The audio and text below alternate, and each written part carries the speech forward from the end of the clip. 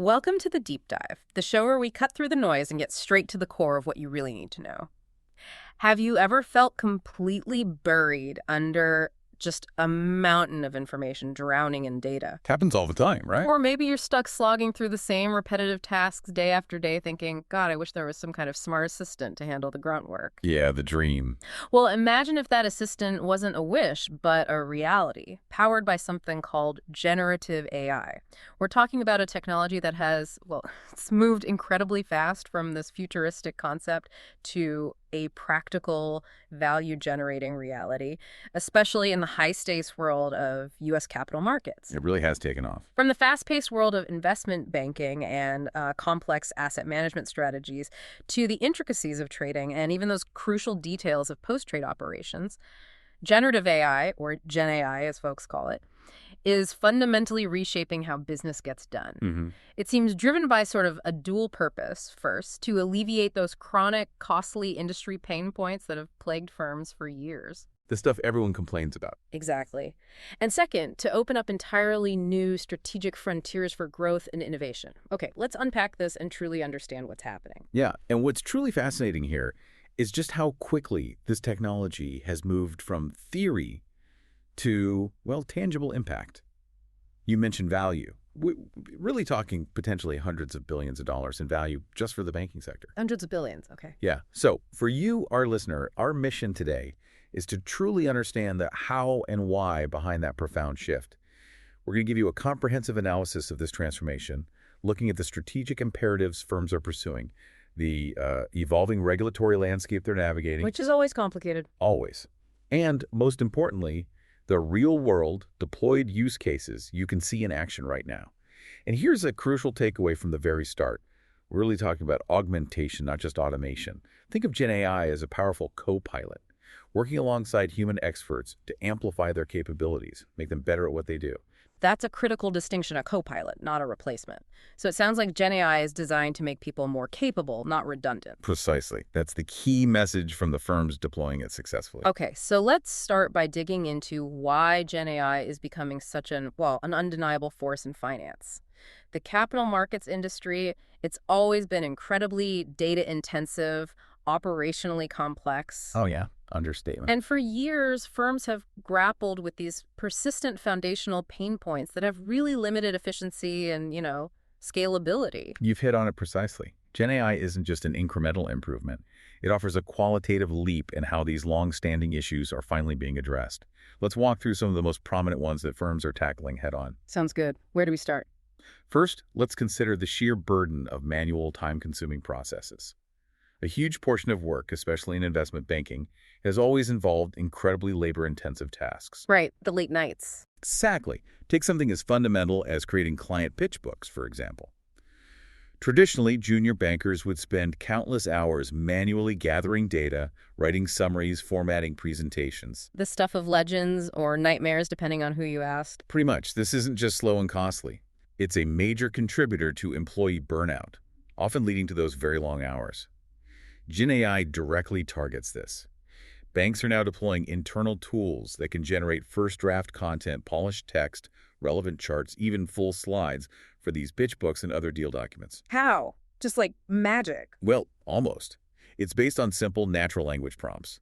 Imagine a banker simply telling the AI, generate a market overview for the U.S. software sector, including recent M&A trends, and getting a coherent draft back in, seconds or minutes. Okay, that's impressive. And this goes far beyond older tech, like robotic process automation, RPA, which is just automated repetitive clicks.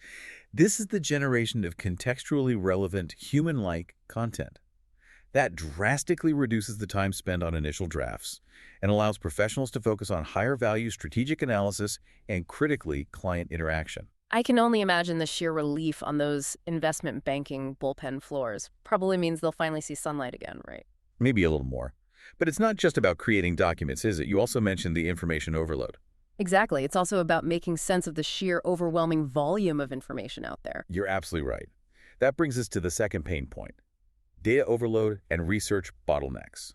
The capital markets ecosystem is absolutely inundated with data market feeds, regulatory filings, earnings call transcripts, research reports, global news. It's just endless. It's tens of thousands of pages of unstructured text constantly flowing in. It's simply impossible for any human analyst or portfolio manager to read and synthesize everything relevant.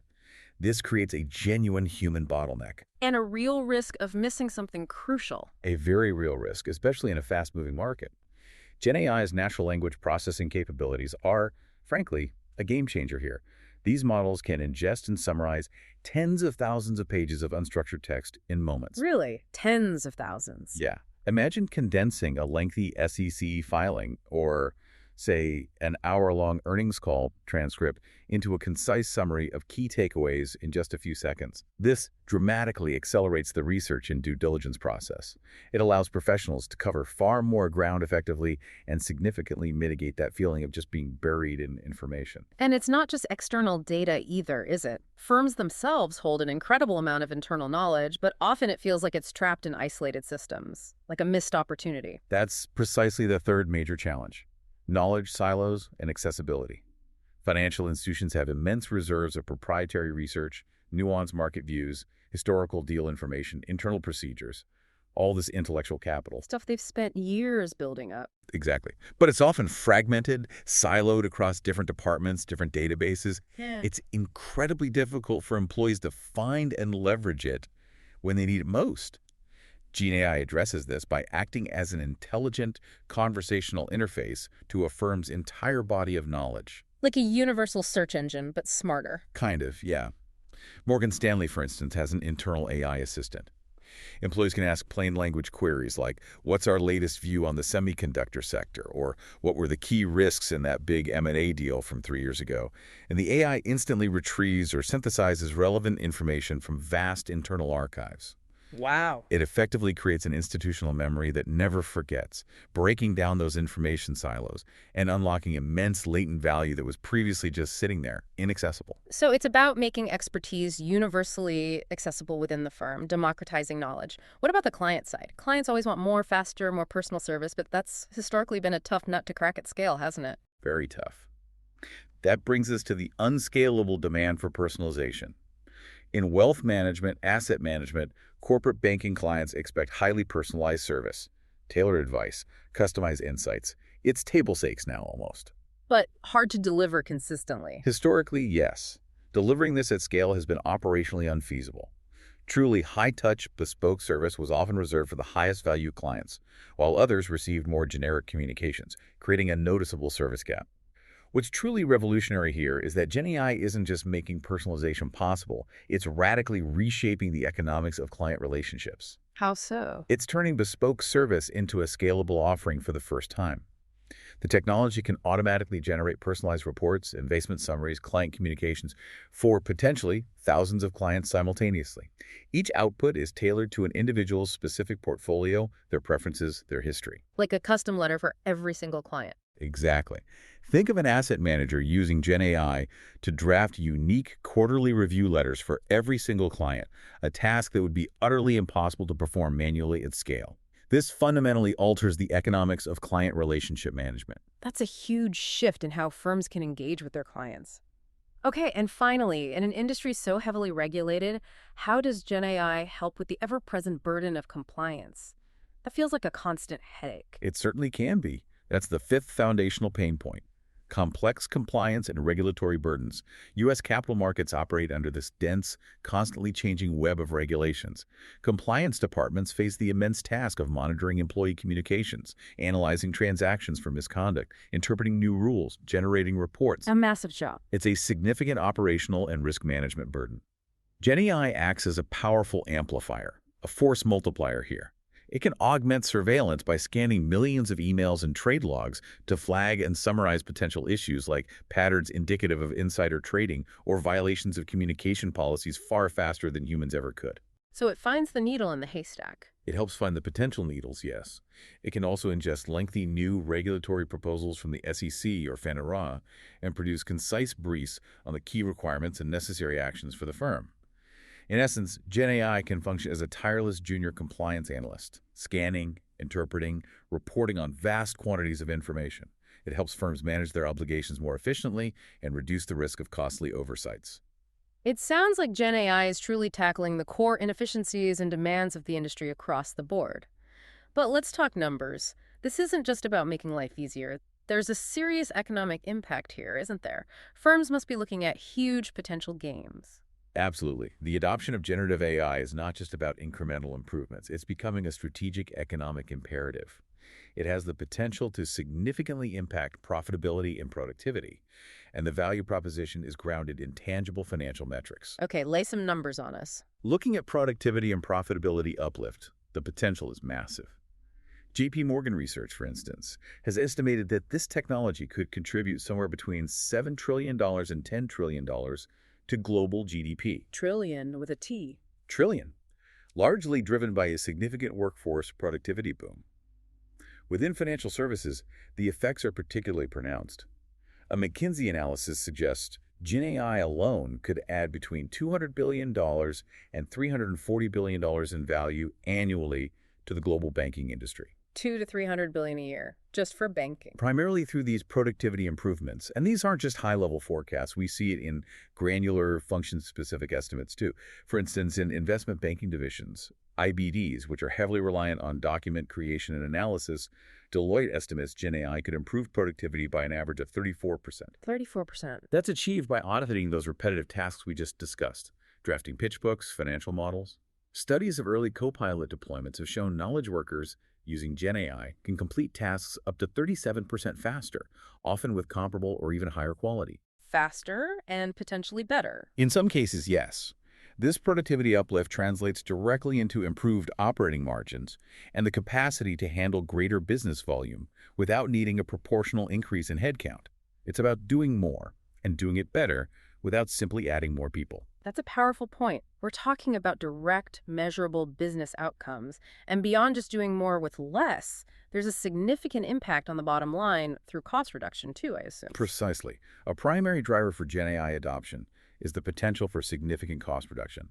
For an average asset management firm, the impact from AI and GenAI could be equivalent to, get this, 25% to 40% of its entire cost base. That's according to McKinsey's analysis. 25 to 40% of the whole cost base. How? Well, these savings aren't confined to front office functions. GenAI can expedite work and reduce manual effort across the entire enterprise. Think marketing for copywriting and design, finance for reporting, HR for drafting job descriptions, legal and compliance for summarizing documents. So it's hitting multiple departments. Exactly. This enterprise-wide impact allows firms to fundamentally re-engineer their cost structures. They can reallocate resources from routine run-the-business activities to strategic change-the-business initiatives, effectively freeing up capital and talent to innovate. So what does this all mean for how firms think about their tech investments? Because historically, a lot of IT spend was just, keeping the lights on. It sounds like GenAI is shifting that paradigm. You've hit on a key point, a new ROI calculation. The return on investment from GenAI differs fundamentally from many previous technology investments. Historically, a large portion of technology budgets in financial services, sometimes as high as 60% to 80% in asset management, has been dedicated to simply maintaining complex, siloed legacy systems. They run the business stuff. Necessary, but not exciting. Exactly. Those expenditures are necessary, but often yield little direct competitive advantage. Generative AI, however, offers a clear path to tangible change-the-business ROI. The value is not only in cost savings, which hits the bottom line, but also in driving revenue growth hitting the top line. How does it drive revenue? By enabling that personalization at scale we talked about, GenAI can improve client engagement and retention. Some estimates suggest a potential 30% boost in engagement and maybe a 5% to 10% increase in sales. Okay, that's significant top-line impact. Plus, GenAI's ability to accelerate research and generate novel investment ideas can directly contribute to alpha generation, that's the holy grail, consistently outperforming the market. And it enables the creation of new AI-native products, opening up entirely new revenue streams. This dual impact on both cost and revenue makes the strategic case for GenAI investment exceptionally compelling. That dual impact truly highlights why this isn't just another tech trend, is it? It's a fundamental strategic shift. Firms aren't just adopting GenAI, they're embedding it into their core operating models, looking for every possible edge. So, what are the key strategic moves they're making to gain an advantage in this new AI era? Let's start with that drive for hyper efficiency. What does that look like? You're right. The pursuit of hyper-efficiency is absolutely paramount. It's about improving margins, enhancing agility. And the dominant strategic model here is the deployment of AI co-pilots or assistants that augment the human workforce. Again, not full automation, but augmentation. Making people better at their jobs. Exactly. Firms are essentially providing their employees with intelligent AI tools that handle the most repetitive and time-consuming aspects of their jobs, freeing them up for higher-value work. For example, investment banks and tech teams within financial firms are equipping their software developers with AI-powered coding assistants. Assistants for coders. Yeah. These tools can generate code, debug it, even translate code between languages. This significantly accelerates development cycles for new applications and platforms. Goldman Sachs, for instance, is leveraging GenAI to help its developers create robust code much more efficiently. Speeding up tech development internally. Right. And this augmentation strategy also extends deep into the middle and back office areas, traditionally burdened by manual processes. GenAI streamlines document processing, enhances regulatory compliance workflows, improves knowledge management, and think about the accelerated T+1 settlement cycle in the U.S. Right. Trades settling in one day now instead of two? Big change. Huge change. The ability of AI to quickly identify and resolve trade settlement issues isn't just an efficiency gain, it's becoming a critical component of operational resilience. It helps ensure the entire system can keep up with that new, faster pace. That focus on operational resilience is huge, especially with those compressed settlement times. Okay, moving from internal efficiency, how is GenAI redefining the client experience? Because personalization, as we said, has always been the holy grail, but so hard to scale effectively. It's truly about redefining the client experience through personalization at scale. Boston Consulting Group estimates GenAI can boost client engagement by over 30%. 30% more engagement? That's significant. It is. And the most prominent real-world example of this strategy is Morgan Stanley's partnership with OpenAI. They've deployed an internal AI assistant that gives their financial advisors instant conversational access to the firm's vast repository of research and market data. The one we talked about for knowledge silos. Exactly. This tool empowers advisors to answer complex client questions in seconds, prepare for meetings more effectively, deliver hyper-relevant, timely insights. And the strategy is critical here. It's not to replace the advisor. It's to make them more informed, more efficient, more valuable to their clients. Strengthening the human relationship. Precisely. Thereby strengthening relationships and enabling them to serve a broader client base with consistently high service.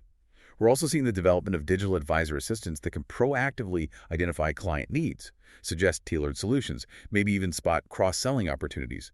JP Morgan, for example, filed that patent for Index GPT, designed to help investors with equity selection. So you can imagine feeling like a top priority with personalized advice, regardless of your asset size. That's the future GenAI is enabling. That's the goal, yes, making that high-touch service much more accessible. Okay. And beyond efficiency and client service, how is GenAI acting as a catalyst for innovation? You mentioned alpha generation earlier. How does it actually help generate new ideas or investment performance? This is where GenAI becomes a powerful engine for creating new capabilities and revenue streams. One of the most powerful applications is as a research accelerator. Asset managers and hedge funds are deploying GenAI to sift through immense volumes of unstructured data, news articles, SEC filings, earnings call transcripts to surface investment ideas, and draft initial investment memos. Like having an army of junior analysts. Kind of, yeah. This concept of a synthetic army of AI analysts allows firms, including smaller ones, to dramatically increase the breadth and speed of their research coverage. By compressing the time to insight, these tools enable portfolio managers to react more quickly to market-moving information, make decisions based on more comprehensive data, and potentially lead to better investment outcomes. Alpha. So it helps level the playing field for smaller firms, too. It can, yes. Furthermore, firms are creating entirely new AI-native products. Broadridge's Bond GPT is a prime example we'll discuss more later. It's a standalone service built on GenAI that directly addresses a critical pain point in the fixed income market: the difficulty of discovering liquidity. Finding buyers or sellers for bonds. Exactly. By providing a conversational interface for traders to query real-time bond market data, Bond GPT isn't just an internal tool, it's a market-facing product. It creates a new revenue opportunity and a strong competitive differentiator for Broadridge. This innovation also extends to internal technology development, GenAI, assisting in software development, including translating legacy code from older programming languages into modern ones. That accelerates a firm's overall technology roadmap and helps reduce tech debt. It's fascinating how it's not just helping with existing tasks, but enabling entirely new services and products, even accelerating internal tech development. Lastly, how does this technology impact the crucial areas of risk management and compliance? These are the bedrock of trust and finance, right? Absolutely critical. Firms are strategically employing GenAI to fortify their risk management and compliance frameworks. In a highly regulated industry like finance, a strong control environment isn't just a requirement, it's a clear strategic asset. GenAI is making risk management significantly more proactive and predictive. Proactive, not just reactive. That's the goal. AI models can continuously monitor vast datasets, transactions, communications to identify anomalies and patterns that may indicate emerging risks, like market manipulation, fraud, or compliance breaches. By flagging these issues in real time for human review, GenAI enables risk and compliance teams to intervene earlier and more effectively than with traditional, often rules-based systems. This shifts the firm from reacting after the fact to a more proactive risk posture. Catching problems before they blow up. Hopefully. GenAI also plays a strategic role in satisfying regulatory expectations for documentation and transparency. The technology can be used to automatically document processes, assist in the testing of internal controls, enhance the traceability of models, all of which create clearer, more comprehensive audit trails for regulators. That's vital. This isn't just about efficiency, it's about building and maintaining trust with clients and regulators, and ensuring that control frameworks scale effectively as the business grows. Okay, so with all this rapid integration of generative AI, there's clearly a watchful eye from federal regulators. My first thought is, are they scrambling to write entirely new rule books for this stuff, or are they taking a different approach? That's a great, very practical question. And the answer, so far, has been remarkably consistent and clear from the key regulators, the SEC, MBRA, the CFTC. Their prevailing approach is that existing laws and regulations are technology neutral. Meaning they apply with full force to any activities involving AI, just like they apply to anything else. They are emphatically not issuing a new bespoke set of rules just for AI, at least not yet. Instead, they emphasize that their principles-based regulatory frameworks are designed to be durable and adaptable to new technologies. Okay, so no AI rulebook landing on desks. Not as such. Let's break down their stances. FINORA, which regulates broker-dealers, has been particularly explicit. They've put out notices reminding firms that all their existing rules apply when they use GenAI. Like which ones? Well, established rules like Rule 3110 on supervision, requiring firms to have a reasonably designed supervisory system, and Rule 2210 on communications with the public. These remain paramount, whether the content is human or AI-generated. FINORA acknowledges the promise of GenAI for enhancing compliance functions, like surveillance, but they also explicitly highlight the attendant risks, accuracy bias, privacy concerns. No new rules, just applying the old ones rigorously. Got it. What about the SEC? The SEC has adopted a very similar stance, stressing that time-tested laws remain the bedrock of market regulation. SEC leadership, including Chair Gensler, has repeatedly affirmed that core obligations like an investment advisor's fiduciary duty or a broker-dealer's duties under regulation best interest apply fully to AI-generated recommendations. No wiggle room there. None. A key area of focus for the SEC has been what they call AI washing.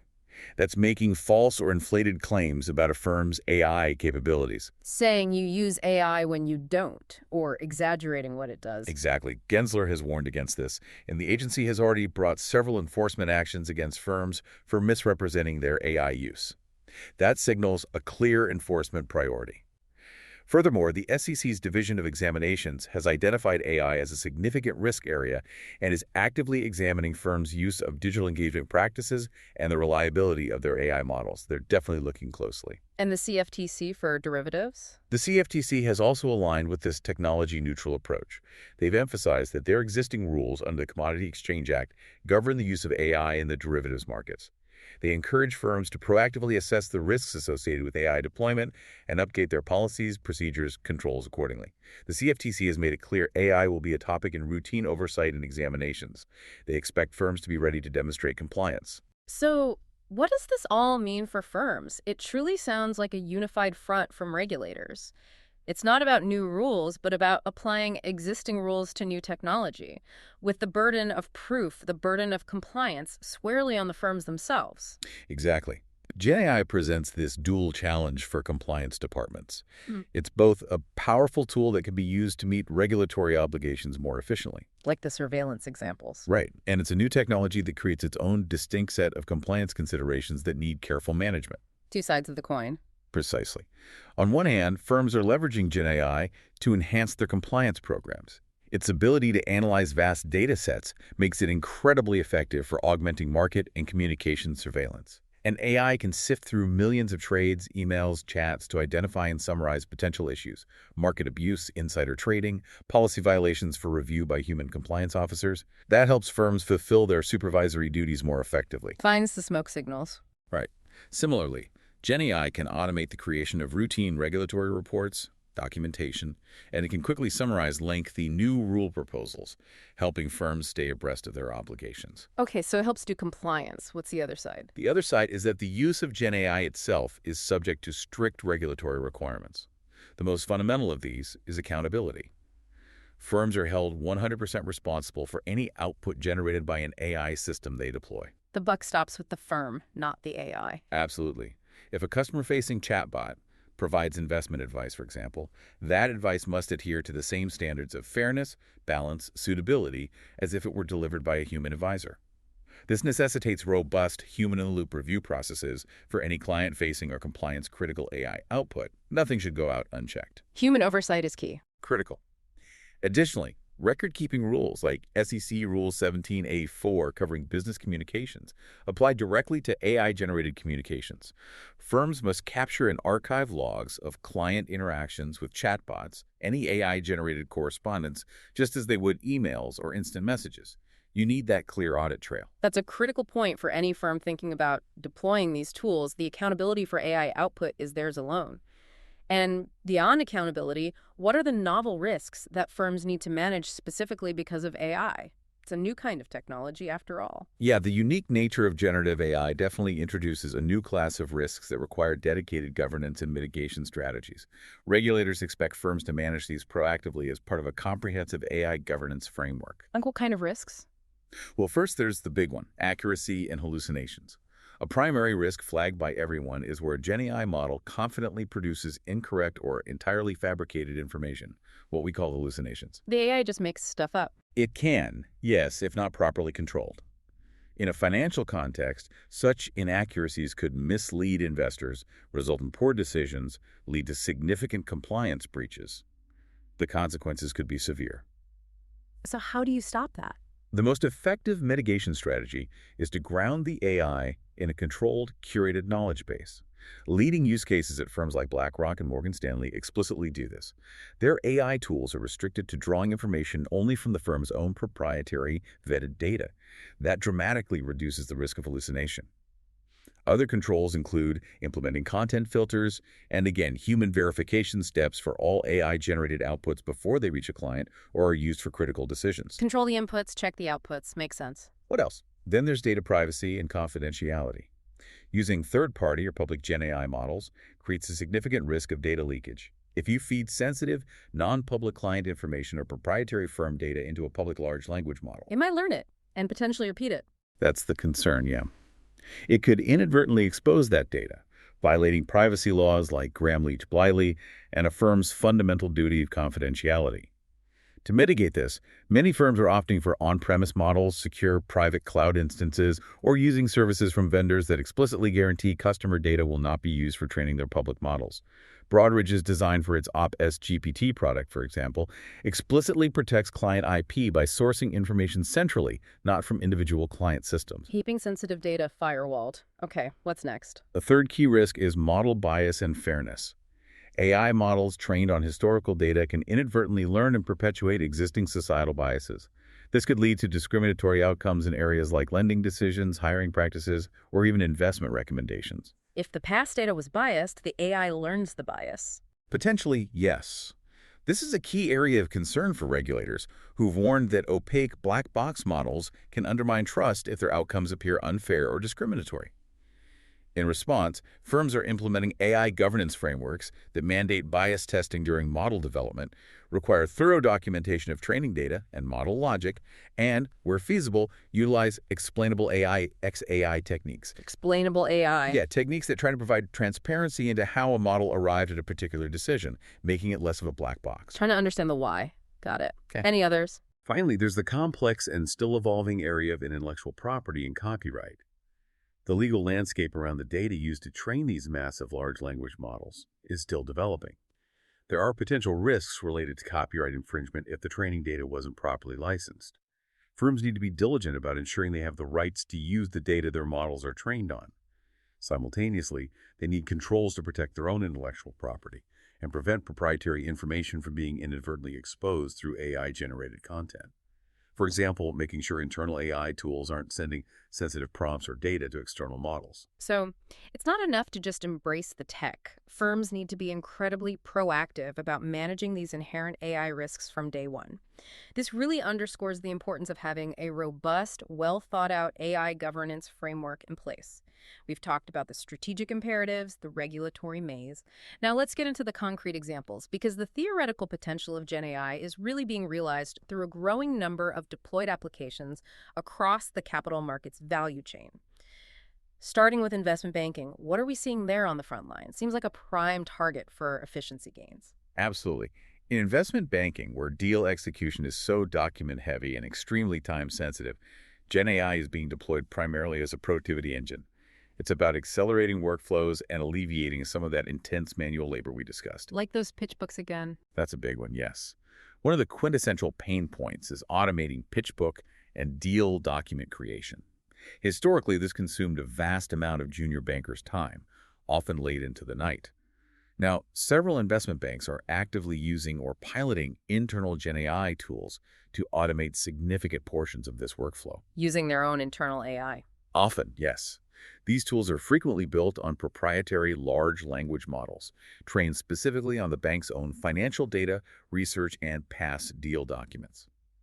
A banker can issue a prompt like, create a market overview for the U.S. software sector, including recent M&A trends, and receive a coherent, data-rich narrative, maybe even with accompanying charts. A solid first draft, basically. Exactly. It dramatically accelerates that initial drafting phase. Some reports indicate time savings of around 30% in creating things like offering memorandums. Now, human bankers remain absolutely critical for refining the strategic narrative, verifying the data, adding nuance. They're not out of a job. Definitely not.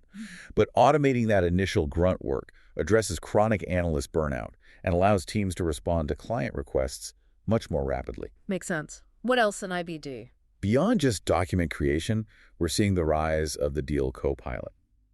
Here, GenAI is used as a strategic research assistant to support M&A advisory and capital raising activities. How does that work? Banking teams can use these internal AI assistants to quickly synthesize market intelligence, evaluate potential deals, generate strategic ideas.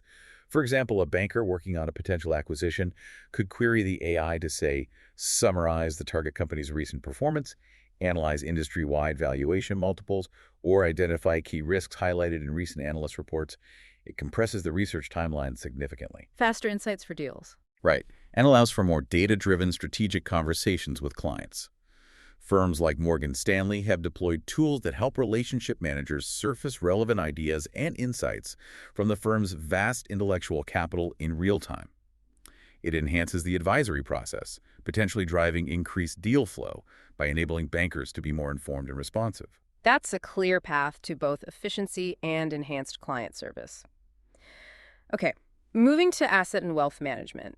How are these firms leveraging GenAI? This seems like the segment really ripe for that personalization we talked about. It absolutely is. In asset wealth management, GenAI is truly transforming how investment professionals operate. It's delivering personalized client service at scale and radically accelerating investment research. What are some key examples? Well, a standout example that's garnered a lot of attention is Morgan Stanley's Advisor Assistant. We touched on it earlier. It's one of the most prominent and mature deployments of GenAI in capital markets right now. The one built with OpenAI. That's the one. Developed in partnership with OpenAI, this internal chatbot directly addresses that critical pain point of knowledge retrieval for financial advisors. Advisors often need specific info from the firm's huge research library fast. Used to involve cumbersome searches, lots of digging. Wasting valuable time. Exactly. This AI assistant provides a conversational interface to over 100,000 internal documents. An advisor can ask a question in natural language, "What's our view on X?" and receive a synthesized, compliant answer in seconds. The tool's adoption rate, reportedly over 98% among advisor teams, really underscores its immense value. Why so successful? Crucially, the AI is trained exclusively on Morgan Stanley's own trusted proprietary content. This minimizes the risk of hallucinations and ensures the information is vetted, compliant, and aligned with the firm's views. That makes it a powerful and, importantly, defensible competitive asset. Control over the data is key. What else? Then we have BlackRock's Aladdin Copilot. This takes a more platform-centric approach. They've integrated GenAI directly into their flagship Aladdin investment management and risk platform, which is used by tons of institutions globally. Aladdin is huge. It is. This copilot acts as the intelligent connective tissue across Aladdin's various modules. It allows portfolio managers and risk officers to query their own portfolio data using natural language right within the platform. Give me an example query. A user could have complex questions like, what is my portfolio's exposure to Chinese technology stocks, and how would a 10% currency depreciation impact my returns? And receive an immediate data-driven answer without needing to navigate multiple screens or run complex reports manually. By embedding AI within its core platform, BlackRock makes its dominant ecosystem even stickier, widens its competitive moat. Makes the platform smarter and easier to use. Exactly. And beyond these big players, we're seeing an emerging trend: the synthetic army of AI research analysts. Generative AI is democratizing access to large-scale research capabilities. Firms are using GenAI to perform tasks that traditionally required a large team of human analysts. Like what? Summarizing earnings call transcripts in real time, scanning thousands of news sources for shifts in market sentiment, drafting initial sections of investment theses. This capability allows smaller asset managers and hedge funds to potentially level the playing field with larger competitors.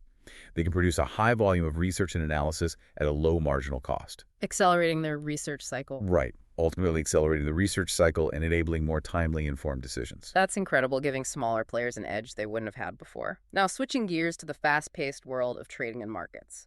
Speed and information advantage are paramount there. How is GenAI making a difference? I imagine milliseconds can mean millions. Absolutely. On trading desks, GenAI is being used to create next-generation analytics tools and solve very specific market challenges where speed and a deep understanding of financial language are absolutely key. Like understanding market jargon. Precisely. A significant case study here is Bloomberg GPT. Bloomberg recognized that general-purpose AI models often struggled with the nuances of financial language company names, tickers, market jargon, regulatory terms, things a general model might misunderstand. So they built their own. They did. Bloomberg developed Bloomberg GPT. They trained a truly massive, specialized AI, 50 billion parameters, on an unprecedented volume of financial data, hundreds of billions of tokens from their own expensive archives, plus general datasets. This bespoke training allows it to significantly outperform general models on financial natural language processing tasks, like sentiment analysis, news classification. It understands market sentiment in a way others simply can't. Trained on finance for finance. Exactly. Yeah. Integrated directly into the Bloomberg terminal, this tool allows traders to ask questions in plain English. What's the sentiment around Tesla today? And receive instant, financially aware answers. It enables them to gauge market sentiment and react to new information faster than ever before. A real edge for terminal users. What else in trading? Another prime example of a deployed AI-native product is Broadridge's Bond GPT. This is available on their LTX bond trading platform. The corporate bond market, as you know, is notoriously opaque and fragmented. Finding liquidity buyers or sellers for specific bonds can be really difficult. A major challenge. Right. Bond GPT uses a powerful GenAI model, actually leveraging OpenAI's GPT-4 to provide a conversational interface that helps solve this. A trader can ask a natural language question like, show me highly liquid 10-year technology bonds with a yield over 5%. And the AI analyzes real-time data from LTX's liquidity pool to provide an actionable list of securities. Simplifying the search for bonds. Radically simplifying the trader's workflow, improving execution quality, and bringing a new level of transparency and efficiency to a market segment that really needed it. That's a direct solution to a market problem. Any emerging trends? Looking ahead, we're seeing an emerging trend: GenAI for algorithmic strategy and code generation. Quantitative trading firms, the quants, are beginning to explore GenAI as a tool to accelerate the development of trading strategies. Ow. These models can help translate high-level strategy ideas described in natural language into executable code for trading algorithms. They can also be used to generate synthetic market data to backtest how these strategies might perform under a wide range of hypothetical scenarios. That's invaluable for strategy validation and risk management. Testing ideas faster. Exactly. Now, humans remain firmly in the loop to vet and approve any strategy, but this use of GenAI has the potential to significantly shorten the innovation cycle for developing and deploying new trading models. That's a fascinating application, truly accelerating the pace of innovation for quant firms. Okay, finally, let's talk about post-trade operations. This is a segment defined by high volumes, tight deadlines, zero tolerance for error, especially with that accelerated T+1 settlement cycle we mentioned. How is GenAI impacting this critical area? It sounds like a perfect fit for precision and speed. Post-trade processing is exactly as you describe it, a high-stakes environment where every detail matters, and now faster than ever. GenAI is being deployed here to drive efficiency, reduce risk, and ensure resilience, especially with T+1 breathing down everyone's necks. So what are the tools? A key one is Broadridge's Oppius GPT. This is a GenAI-powered application designed specifically for the post-trade lifecycle. It provides operations teams with a natural language interface to analyze trade, settlement, and position data. Like a chatbot for operations data. Essentially, yes. It directly addresses the pain point of cumbersome manual reporting and research. An operations analyst can now simply ask, show me all of today's settlement fails and their root causes, and receive an instant synthesized report. This capability is critical for meeting the compressed timelines of T+1 settlement. It allows teams to identify and resolve exceptions much faster, minimizing financial penalties and operational headaches. Speeding up problem solving. Significantly. And the tool's effectiveness is built upon Broadridge's underlying BRX harmonized data platform, which consolidates data from across disparate systems. Once again, highlighting that principle. High-quality integrated data is the absolute foundation for successful AI. Data. Always. Building on these capabilities, an emerging trend is AI-powered settlement exception resolution. When trade fails to settle, operations staff typically have to manually investigate the cause, digging through messages, data from multiple systems. It's time-consuming, error-prone. The detective work. Exactly. GenAI models can be trained to automate this process. They can ingest all relevant trade and communication data, identify the likely root cause of the failure, maybe incorrect account info in a Swift message, and even suggest the specific corrective action required. This moves the post-trade function from a reactive manual process towards a proactive and eventually maybe even predictive posture. It significantly reduces settlement risk and those associated financial penalties. These use cases are truly compelling. They really demonstrate the tangible value GenAI is delivering right now. But for firms looking to integrate this technology, it's clearly not a simple tech purchase, is it? It sounds like there's a comprehensive implementation playbook involved that goes way beyond just writing code or buying software. You're absolutely right. Successfully integrating generative AI isn't just plug and play. It requires a deliberate, multifaceted strategy. It addresses how capabilities will be acquired, how data will be governed, and importantly, how the organization's entire culture needs to adapt. So where do firms start? What's the first big decision? A fundamental strategic choice right at the outset is the build versus buy versus partner decision. How are you going to get the core AI capability? Okay, what are the trade-offs? The build approach involves developing a proprietary large language model from the ground up. Think Bloomberg GPT. This path is incredibly resource-intensive. It requires immense computational power, deep AI expertise, and access to a massive, unique data set. It's typically only pursued by the very largest firms or technology providers for whom the AI model itself is a core strategic asset. By building its own model, Bloomberg created a capability uniquely tailored to financial data that couldn't be easily replicated by competitors relying on general-purpose models. So build is for the giants with deep pockets and specific needs. What about the others? The more common approach, frankly, is to buy or partner. This involves leveraging pre-existing foundation models from major tech providers like OpenAI, Google, Anthropic, and then fine-tuning or integrating them into the firm's specific workflows and data. Like Morgan Stanley did with OpenAI. Exactly. That's a prime example of a successful partnership. This strategy offers a much faster time to market and generally lower upfront investment. However, this approach requires extremely careful management of the associated risks, particularly data privacy and vendor dependency. You have to ensure that your agreements and technical integrations prevent sensitive client or firm data from being exposed or used to train the provider's public models. That's non-negotiable. Protecting your data is paramount. Is there a middle ground? Often, yes. The optimal strategy frequently involves a hybrid approach. Firms might partner for general capabilities, but choose to build smaller, specialized models internally for highly specific proprietary tasks where they have unique data or need absolute control. Makes perfect sense. Leverage external expertise where possible. Build where you have a unique edge or critical privacy needs. Speaking of unique, you've mentioned data repeatedly as being critical. How central is it really to GenAI success? Is it truly the secret sauce here? It absolutely is. This is the centrality of data.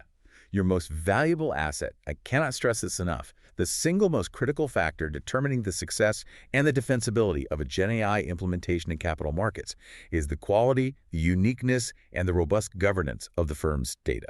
More important than the AI model itself. Increasingly, yes. The AI models themselves, the algorithms, are becoming somewhat commoditized. You can access powerful models from multiple vendors, but the proprietary data on which they are trained, your firm's unique data, that is the true source of sustainable competitive advantage. So the old saying holds true. Amplified, even. The principle of garbage in, garbage out applies with tremendous force to GenAI. Poor quality, incomplete or biased input data will inevitably lead to flawed, unreliable, and potentially harmful outputs, including those hallucinations we talked about. Successful GenAI implementation is absolutely contingent on having a modern data architecture, one that can handle diverse data types, including vast amounts of unstructured text, and provide secure, governed access. And the leading firms get this. The leading firms absolutely recognize this. The effectiveness of BlackRock's Aladdin Copilot and Broadridge's Office GPT is not derived solely from the AI model. It's derived from the powerful integrated data platforms that underpin them, Aladdin and BRX, respectively. These platforms consolidate and standardize data from across the enterprise. They eliminate silos. They create that single source of truth for the AI to draw upon. Feeding the AI the good stuff. Exactly. This data-centric approach ensures the AI's outputs are accurate, contextually relevant, grounded in the firm's own reality. And it creates this powerful flywheel effect. The more the tools are used, the more interaction data is generated, which can then be used to further refine and improve the models, widening the firm's competitive lead over time. This raises an important question, though. If data is so crucial and the tech is moving so fast, how do firms get their people and their culture ready for this AI-first future? Because technology alone isn't enough to drive transformation, is it? You can have the best tech, but if people aren't using it effectively or trust it? You're absolutely right. Technology alone is insufficient. Capturing the full value of GenAI requires a corresponding evolution in organizational culture, in talent strategy, and in governance structures. It's all about establishing an AI-first culture, embedding AI not just in tools, but into the firm's strategic vision and operational DNA, making it a natural part of how everyone thinks and works. Where does that start? Top down? It really has to start with executive buy-in and strategic alignment. Successful AI adoption must be championed from the very top. Leadership needs to provide not just the budget, but also articulate a clear vision for how GenAI aligns with the firm's strategic objectives. Why are we doing this? What problems are we solving? This ensures that initiatives are focused on high-value use cases that move the needle and aren't just isolated science projects that don't connect back to the core business. Makes sense. What about the people actually using the tools? That leads to talent and training. The skills required to succeed in an AI-driven environment are changing rapidly. Firms face a significant challenge, frankly, in attracting and retaining top AI talent, data scientists, prompt engineers, AI ethicists, in a highly competitive market. But equally important, perhaps even more so, is the need to upskill the existing workforce. Training everyone else. Yes. Firms must invest in comprehensive training programs to ensure that employees across all functions, from bankers and advisors to compliance officers and operations staff, understand how to use these new tools effectively and, crucially, responsibly. They need to know the capabilities, the limitations, the risks. Building AI literacy across the organization. Precisely. And finally, tying back to our earlier discussion, robust governance and risk frameworks are absolutely essential. The risks associated with GenAI are substantial and unique. A safe and scalable implementation requires a multidisciplinary governance framework. This needs to bring together representatives from risk, legal, compliance, IT, cybersecurity, and the business lines right from the very beginning of any project. Get everyone in the room early. Yes. This ensures that all potential risks, from data privacy and model bias to regulatory compliance and intellectual property, are identified and mitigated proactively. This allows the firm to innovate with confidence rather than operating out of fear or getting tripped up later. It's clear that GenAI is already transforming capital markets in profound ways based on everything we've discussed. But you hinted earlier at a next wave of disruption, and honestly, this is where it gets truly fascinating, maybe even a little science fiction-y. What's beyond these co-pilots we've been focusing on? What's next? This is where we start talking about the rise of autonomous agents, or agentic AI. While the current wave of generative AI, the co-pilots, is primarily focused on augmenting human tasks, helping us do our existing jobs better, faster, more efficiently. The next frontier is the development of more autonomous systems. Autonomous, meaning they act on their own. To a degree, yes, within defined boundaries. Agentic AI refers to systems that can understand a high-level goal given by a human, break that goal down into a sequence of smaller logical tasks, and then execute those tasks with minimal human intervention along the way. Okay, contrast that with the co-pilots. How is it different? Well, instead of a user prompting an AI for a specific piece of information or asking it to draft something, they might task an AI agent with a complete process. For example, you could potentially say to an agent, "Monitor my portfolio continuously for any news related to potential supply chain disruptions for my holdings in the semiconductor sector. If significant risks emerge, summarize them, identify potential hedging strategies using options, and draft an email alert to the portfolio management team outlining the situation and recommendations." Wow, so the agent figures out the steps and does them. That's the vision, yes. The AI agent would then perform all those steps, autonomously monitoring news feeds, analyzing impact, accessing options data, composing the communication, potentially even interacting with other internal systems or external APIs to gather the necessary data or execute steps. BlackRock's Aladdin Copilot, interestingly, is already built on what they call a supervised multi-agent architecture, using frameworks like LangChain, designed to orchestrate these kinds of complex workflows by calling upon numerous specialized tools and APIs to fulfill a user's request. It's a step in that direction. So the foundations are being laid. Any other examples? Broadridge has been even more explicit about this evolution towards agentic capabilities. Recent enhancements to its OPS GPT platform are introducing features designed specifically to support post-trade operations teams in a more autonomous way. For example, an AI agent could potentially be configured to proactively identify a likely settlement fail before it happens, diagnose the probable root cause based on patterns, and then, within pre-approved parameters, execute the necessary asset transfer between accounts to resolve the issue automatically. So it doesn't just flag the problem, it fixes it. Potentially, yes, for certain types of predictable issues within strict controls. This moves beyond providing an insight to a human user and involves the AI taking direct, automated action within a governed framework. This shift from passive analysis to active, automated execution represents arguably the next major wave of disruption, particularly in financial operations. It promises even greater efficiency gains and potentially significant risk reduction. That's a profound shift from assistance to autonomous action, albeit within defined parameters. So as we look to this future and wrap up our discussion, what are the key takeaways? What are the core recommendations for firms navigating this rapidly evolving landscape? What's the bottom line here? As GenAI becomes more deeply embedded in capital markets, I think several key conclusions should guide decision makers. First, and perhaps most obviously, it's clear that GenAI is not a passing trend. It's becoming a permanent and foundational layer of the industry's technology stack. The competitive baseline is shifting rapidly. Firms that treat AI as just a peripheral IT project rather than a core strategic capability will likely find themselves at a significant and potentially irreversible disadvantage relatively quickly. Table stakes, basically. Becoming so, yes. Second, reiterating the point on data. The most powerful and defensible competitive advantage in this AI era is not the algorithm itself, but the vast, proprietary, well-governed data that fuels it. The success of the industry's leading GenAI initiatives, like Morgan Stanley's or BlackRock's, is a direct result of their being trained on unique internal datasets. This reality suggests that data-rich incumbents actually have a powerful opportunity to widen their lead if they leverage it correctly. And it means all firms must prioritize the modernization of their data infrastructure and governance as an absolute prerequisite for effective AI implementation. Data as the moat. Exactly. Third, the dominant and most successful paradigm for deployment, certainly for the foreseeable future, will almost certainly remain human-in-the-loop augmentation.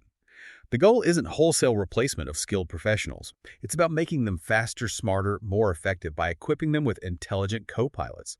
This approach maximizes the productivity benefits of AI while crucially using human expertise, judgment, and ethical oversight as the ultimate safeguard against the technology's inherent risks.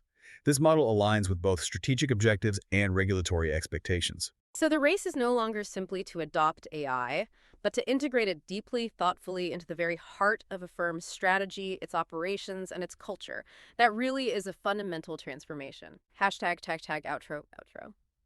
Wow, what an incredible deep dive into generative AI in U.S. capital markets. We've covered so much ground, how Gen AI is solving those chronic, nagging pain points, how it's driving potentially hundreds of billions in economic value, how it's operating within clear regulatory guardrails, and we've seen some truly compelling real-world use cases across investment banking, asset management, trading, and post-trade operations. This isn't just some future concept we're theorizing about, it's an enduring force, actively deployed right now, reshaping the entire financial ecosystem as we speak. It really is.